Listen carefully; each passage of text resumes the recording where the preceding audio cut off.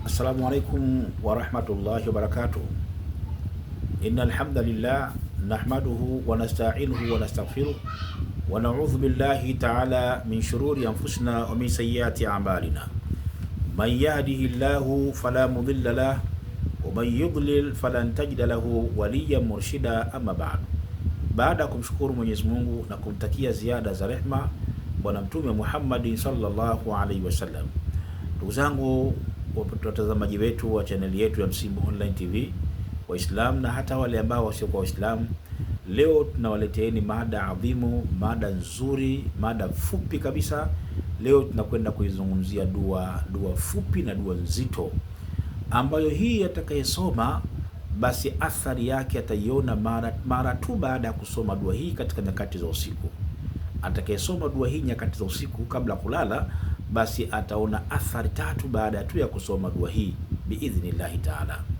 Athari ya kwanza, anaweza akaonyeshwa katika ndoto, katika kile ambacho yeye amekiomba katika dua yake. Hii ni athari ya kwanza. Anza kusoma leo inshallah, Mwenyezi Mungu Subhanahu wa Ta'ala akakuonyesha athari hizo katika mpangilio wa dua hiyo. Hiyo ni athari ya kwanza ambayo anaipata yule mwenye kusoma dua hii.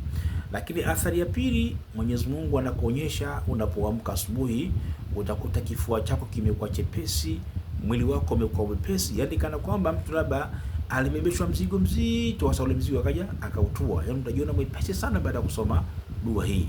Hiyo ni athari ya pili, utaiona asubuhi yako utakapoamka, na hii ni dalili kwamba dua yako walilahi alhamdu imekubalika. Dua yako walilahi alhamdu imekubalika. Anza kuisoma leo biidhnillahi taala.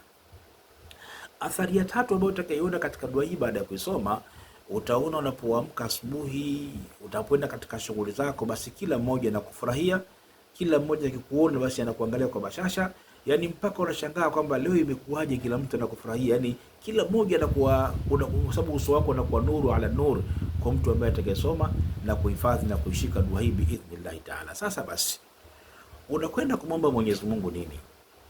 Mwambie Mwenyezi Mungu yale magumu yanayokusumbua. Aidha pengine ndoa yako inakusumbua, inayumba. Aidha pengine una mambo, una maswahiba pale nyumbani hajakaa sawa sawa, kiasi kwamba mpaka yanakunyima raha, unakosa raha. Ndio wakati wa kumwambia Mwenyezi Mungu Subhanahu wa Ta'ala, na hasa subiri nyakati za usiku kabla hujalala, basi soma dua yako hii mara 7, kisha baada hapo unaingia unalala. Lakini vizuri kabla kusoma dua hii, kwanza chukua udhu, uwe na udhu wako kamili, alafu ndio unakwenda kuingia katika dua hii. Una maswahiba yako, una mambo yako mazito, una mambo yako ambayo yanakusumbua, basi inshallah naenda kaambia Mwenyezi Mungu, alafu naenda kafanye dua hiyo biidhnillahi taala kwa utaratibu huu ambao tumeueleza. Utaratibu wake ukoje sasa? Utaratibu wake, baada ya kuchukua udhu, kabla hujaisoma dua hii, anza kumswalia Mtume Muhammad sallallahu alaihi wasallam. Mara ngapi? Mara 10. Chukua ile nyepesi tu, sema Allahumma salli ala Muhammadin wa ala ali Muhammad, Allahumma salli ala Muhammadin wa ala ali Muhammad. Ifanye hivyo mara ngapi? Mara 10. Mara 10 inatosha. Baada kumaliza hiyo mara 10, ndio unakwenda kuisoma dua hii. Lakini kabla hujaisoma dua, utamwambia Mwenyezi Mungu sasa nini kusudio lako, nini unalohitaji katika dua hii. Ulama ya Rabbi, kabla sijalala na kuelekea Mwenyezi Mungu Subhanahu wa Ta'ala, nikiwa nimeelekea kibla mja wako na kadha na kadha. Sasa hapo ndio utamwambia Mwenyezi Mungu zile haja zako.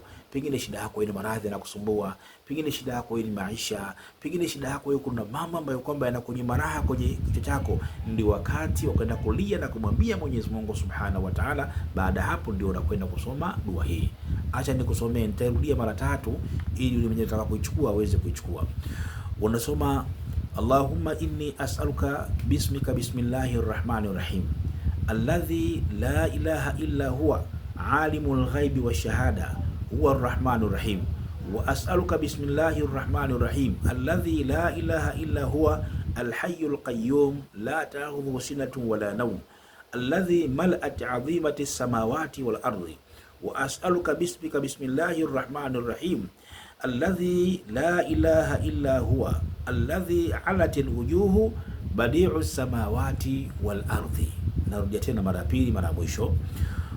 Unasoma hivi, sikiza kwa makini sana na wala usiwe haraka kushika. Nitarudia hapa taratibu uweze kuikamata, uweze kuishika. Unasema Allahumma inni as'aluka bismika bismillahir rahmanir rahim alladhi la ilaha illa huwa alimul ghaibi wa shahada huwa arrahmanur rahim wa as'aluka bismillahir rahmanir rahim alladhi la ilaha illa huwa alhayyul qayyum la ta'khudhuhu sinatun wala nawm alladhi mala'at 'azimati samawati wal ardi wa as'aluka bismika bismillahir rahmanir rahim alladhi la ilaha illa huwa alladhi hanatil wujuhu badi'u samawati wal ardi. Ukimshika hapo badi'u samawati wal ardi inakuwa umemaliza. Kwa utarudia hiyo mara ngapi? Mara 7. Lakini kabla hujasoma dua hii, anza kumwambia Mwenyezi Mungu kwa jambo yake. Utapomaliza, pulizia mikono yako, ifanye athari kama vile unatima mate ile, alafu jifute usoni hivi na jifute sehemu za kifua. Jifute tu usoni hivi, jifute na sehemu za kifua. Baada hapo unamshukuru Mwenyezi Mungu Subhanahu wa Ta'ala, dua yako inakuwa imekwisha biidhnillah Ta'ala. Baada hapo hizo athari sasa unaweza ukaziona kwa njia ya ndoto, ama unaweza ukaziona kwa njia ya asubuhi unapoamka kifua kwa chepesi, ama unaweza ukaziona baada ya kufurahiwa na watu biidhnillah Ta'ala. Wassalamu alaikum wa rahmatullahi wa barakatuh.